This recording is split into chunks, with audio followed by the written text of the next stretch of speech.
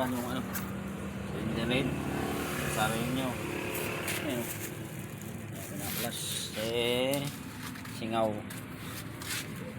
yung ano, valve loss compression.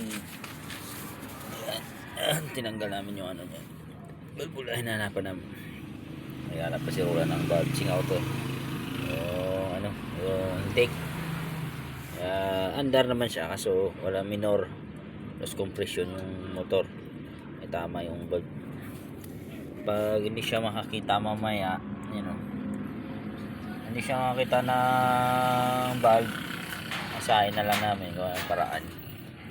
Ito yung camshaft niya, stock na camshaft. Hanap pa si Roland ng andun ang valve. Tapos pag wala siya makita, asahin na lang. Ayan, thank you.